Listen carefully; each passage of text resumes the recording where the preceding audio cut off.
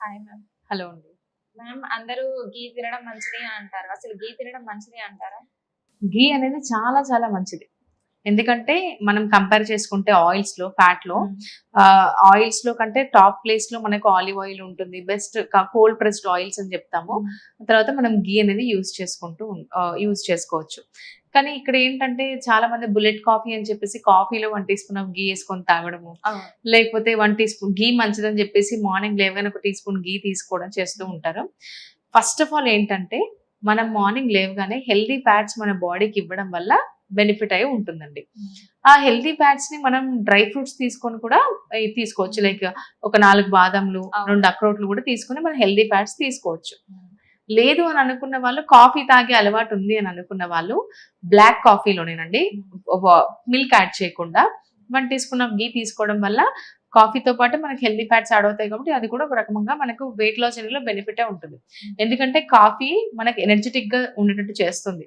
మనకు లైక్ కూర్చోవడం గాని అలా కాకుండా వర్కౌట్ చేసే ముందు కూడా ప్రీ వర్కౌట్ కాఫీ తీసుకోవడం వల్ల ఇంకా ఎక్కువ ఎనర్జిటిక్‌గా ఉంటాం. సో, అది ఒక రకంగా బెనిఫిట్.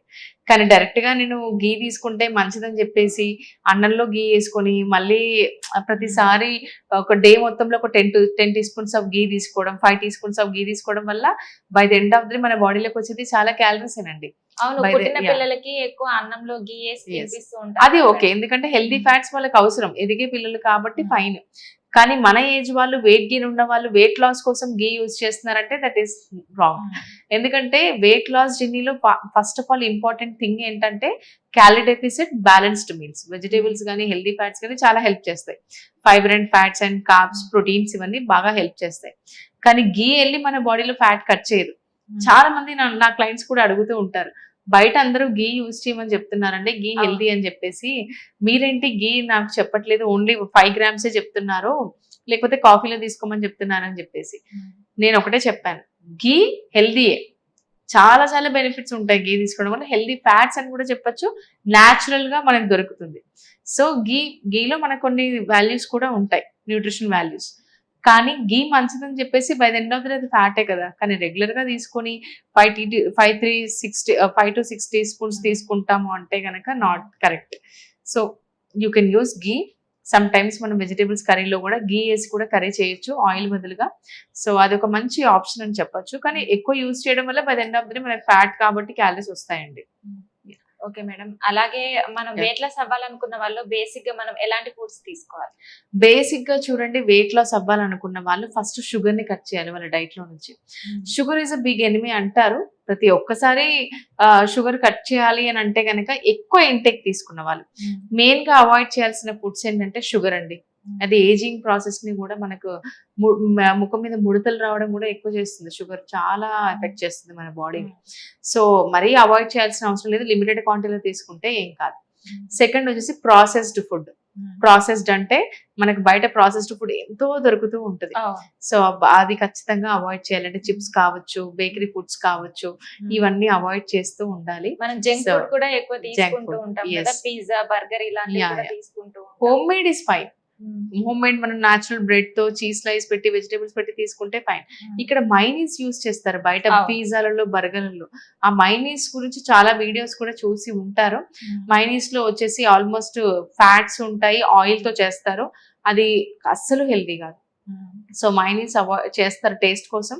సో, అందుకని బయట జంక్ ఫుడ్ కూడా అవాయిడ్ చేస్తూ ఉండాలి. అండ్ మనకి ఇంకోటేంటంటే ఈ జంక్ ఫుడ్ పక్కకు పెడితే బయట ఫ్రైడ్ రైస్‌లని అవును. చెప్పేసి, బిర్యానీలని చెప్పేసి హ్మ్. Over intake of oil use చేస్తూ అవును. ఉంటారు. ఆ ఆయిల్ అనేది మీరు చూసే ఉంటారు హ్మ్. రీసెంట్‌గా రైట్స్ అయ్యాయి. హ్మ్. ఆయిల్ కూడా మనకు ఈ ఫ్యాట్స్, యానిమల్ ఫ్యాట్స్‌తో అవును. చేస్తారనమాట.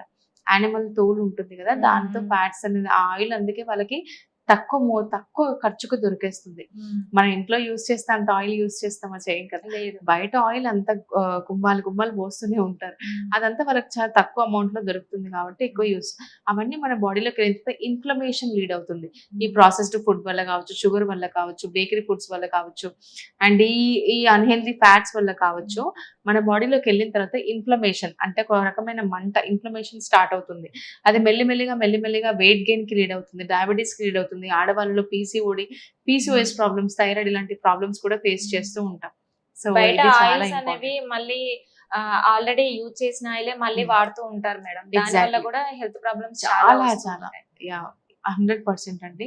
రీహీట్ చేయడం వల్ల కూడా చాలా చాలా ప్రాబ్లమ్స్ వస్తూ అవును. ఉంటాయి. ఎందుకంటే వాళ్ళు పెద్ద కడాయి పెట్టేస్తారు. ఉమ్. సో అందులో ఎక్కువ ఆయిల్ వేసేస్తారు. వాళ్ళకి పడే బుద్ధి కూడా కాదు. అవును. సో అందులోనే ఏముంది లేవు, మన హెల్త్ గురించి వాళ్ళు ఎందుకు ఆలోచిస్తారు, అవును. బిజినెస్ గురించి ఆలోచిస్తారు. కాబట్టి ఖచ్చితంగా రీహీట్ చేయడం వల్ల కూడా అందులో టాక్సిక్ కెమికల్స్ మనకు ఆయిల్ లో ఉంటాయి.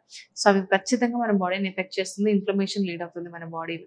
సో 100% మన గట్ హెల్దీగా ఉండాలి అంటే out side food, processed food, sugar ఎక్కువ ఉన్న ఫుడ్స్ ఖచ్చితంగా అవాయిడ్ చేయాలి. ఇప్పుడు మనం తీసుకునే మిల్క్ అయినా కానీ, కర్డ్ అయినా కానీ ఇవన్నీ కల్తీయే కదా మేడం. Mm. అంటే వీటిని ఎలా తీసుకోవాలి?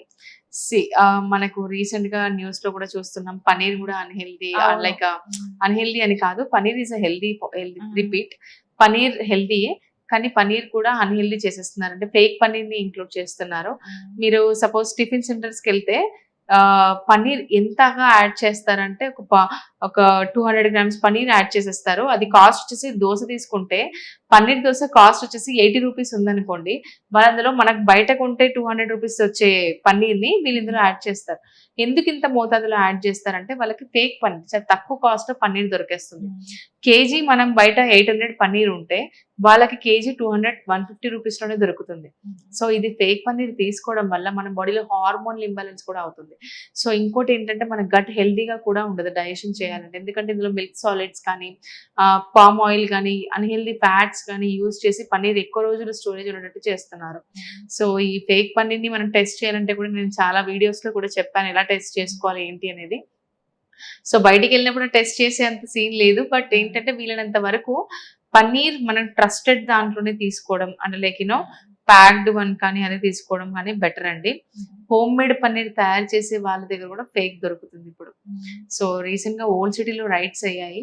సో అక్కడ చాలా మటుకు హోమ్ మేడ్ పన్నీర్ ప్రిపేర్ చేసే వాళ్ళ దగ్గర కూడా ఫేక్ పన్నీర్ అని ప్రూవ్ అయింది. ఎందుకంటే వాళ్ళు ఎక్కువ మోతాదులో ప్రిపేర్ చేయాలని చెప్పేసి కెమికల్స్ యాడ్ చేసేయడం, పామ్ ఆయిల్ యాడ్ చేయడం, మిల్క్ సాలిడ్స్ యాడ్ చేయడం ఇలా చేస్తూ ఉన్నారు. So this is completely unhealthy. మనం చూస్ చేసుకోవాలి అని అంటే కనుక పన్నీర్ బయట కాకుండా హోమ్ మేడ్ పన్నీర్ అయినా ప్రిపేర్ చేసుకోవచ్చు, లేకపోతే ప్యాక్డ్ పన్నీర్ కూడా మనకు దొరుకుతూ ఉంటది. అందులో న్యూట్రిషన్ వాల్యూస్ చూసి మనం చెక్ చేసుకొని తీసుకోవడం బెటర్ అండి. అదైతే మనం డైలీ బేసిస్ లో నార్మల్ గా ఆయిల్ యూజ్ చేస్తూ ఉంటాం కదా మేడం. అంటే ఎప్పటికీ ఒకే ఆయిల్ యూజ్ చేయాలా, లేదంటే మనం ఎప్పటికప్పుడు మారుస్తూ ఉండాలా? యా, గుడ్ క్వశ్చన్ అండి. So every month oils change చేయడం అనేది చాలా చాలా బెనిఫిట్ అండి, చాలా చాలా హెల్దీ కూడా.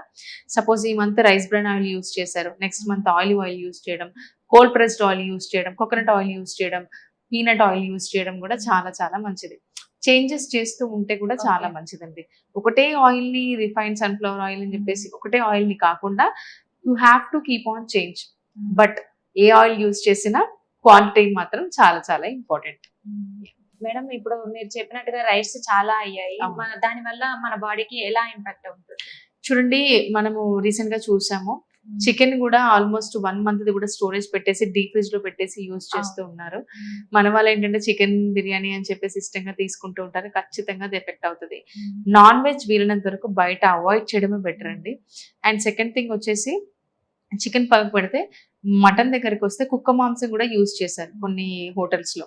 I do not want to take that name. కొన్ని హోటల్స్ లో కుక్క మాంసం కూడా యూజ్ చేశారనమాట. ఇలా తీసుకున్నప్పుడు ఖచ్చితంగా అది మన బాడీలోకి వెళ్ళిన తర్వాత ఇంత ఇన్ఫ్లమేషన్ లీడ్ అవుతుంది. ఇన్సులిన్ రెసిస్టెన్స్, మన లివర్, మన కిడ్నీ మీద, డైజెషన్ ఎంత చాలా చాలా ఎఫెక్ట్ అవుతూ ఉంటది అనమాట. సో ఈ ఇన్ఫ్లమేషన్ మెల్లిమెల్లిగా ఫ్యాటీ లివర్ కి కూడా దారితీస్తూ ఉంటుంది. ఈ అన్హెల్దీ ఫ్యాట్స్, ఇవన్నీ అన్హెల్దీ ఫ్యాట్స్ తీసుకోవడం వల్ల ఫ్యాటీ లివర్ ఖచ్చితంగా వస్తుంది. చిన్నపిల్లల నుంచి పెద్దవాళ్ళ వరకు అందరికీ వస్తుందండి ఫ్యాటీ లివర్. అంటే ఒక చిన్న చిన్న హోటల్స్ లలో అట్లా కాకుండా మేడం, పెద్ద పెద్ద రెస్టారెంట్లలో కూడా ఇలా యూజ్ చేశారు. ఫేక్ అంటే లైక్ ఎక్కువ స్టోరేజ్, అన్హైజీనిక్, నీట్ గా లేకపోవడం, ఇవన్నీ మనం చూసాము. మళ్ళీ వాడదాంట్లోకి వెళ్ళి మనం తింటూ ఉంటాము. ఎగ్జాక్ట్లీ, వీలైనంత వరకు అవాయిడ్ చేయాలి. Monthly once if your trusted అయితే వెళ్ళొచ్చు. అది మనకి రైట్స్ లో లేనివి అది కూడా చూసుకుంటూ ఉండాలి. మన వాళ్ళు ఏంటంటే ఇప్పుడు న్యూస్ లో వచ్చింది కొన్ని రోజులు ఏంది అని కాకుండా, న్యూస్ లో వచ్చిన తర్వాత ఏ హోటల్స్ లో ఇంతగా అన్హైజీనిక్ ఉంది, ఇంతగా మనకి ఫేక్ పన్నీర్ యూజ్ చేశారు, ఇలా యూజ్ చేశారనే ఒక లిస్ట్ ఆఫ్ హోటల్స్ ని మనం అవాయిడ్ చేయడం బెటర్. అవును. ఎలా అయితే వచ్చిందో అవును. అది మనం గుర్తు పెట్టుకుని అవాయిడ్ చేసి ఏదైతే జెన్యున్ గా ఉన్న హోటల్స్ కి వెళ్ళడం చాలా చాలా బెటర్ అండి. మేడం రీసెంట్ గా మనం ఒక 12 ఇయర్స్ అబ్బాయికి ఫ్యాటీ లివర్ అని విన్నాము. అసలు అది ఎందుకు వస్తుంది మేడం? నేను కూడా షాక్ అయ్యానండి. 12 ఇయర్స్ అబ్బాయికి ఫ్యాటీ లివర్ రావడము. ఆ అబ్బాయి వెయిట్ ఉండాల్సింది యాక్చువల్‌గా 30-40 కేజీస్ లోపలే ఉండాలి. బట్ ఆ అబ్బాయి వెయిట్ వచ్చేసి 62 కేజీస్ ఉన్నారు. సో ఇంకోటి వెయిట్ గెయిన్ కూడా ఒక రూట్ కాజ్ అని చెప్పొచ్చు. అండ్ చిన్నప్పటి నుంచి అంటే ఒక లాస్ట్ 3-4 ఇయర్స్ నుంచి అబ్బాయి వాళ్ళ ఫాదర్ చెప్పింది ఏంటంటే 3-4 ఇయర్స్ నుంచి జంక్ ఫుడ్ కి చాలా అలవాటు పడిపోయాడు. ఇంట్లో ఆయిల్ కూడా ఎక్కువ యూజ్ చేస్తున్నారు. అండ్ ఇంకోటి పిజ్జాలని, బర్గర్‌లని ఇష్టం అని చెప్పి నేను కూడా తెచ్చిచ్చాను. అది కూడా నా తప్పయిపోయింది.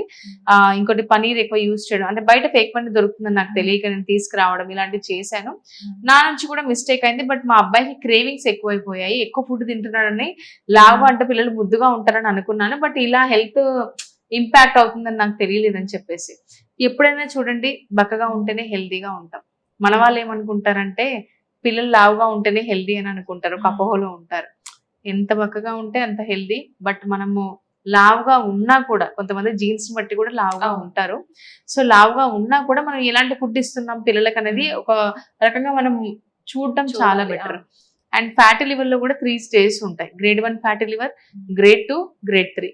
గ్రేడ్ 3 ఫ్యాటీ లివర్ వచ్చింది అంటే చాలా డేంజర్ పొజిషన్ లో ఉన్నట్టు. ఇంకోటి ఏంటంటే మన బాడీలో న్యాచురల్ డిటాక్సిఫైయర్స్ అండి. Liver, kidney. మనం ఏ ఫుడ్ తీసుకున్నా, మనం ఎప్పుడైనా ట్రాఫిక్ లో వెళ్ళినా, బ్రీత్ అనేది ట్రాఫిక్ లో వెళ్ళినా మనం పొల్యూషన్ లో ఉంటాం. మనం పీల్చుకుంటూ ఉన్నాం చెడు గాలిని కూడా.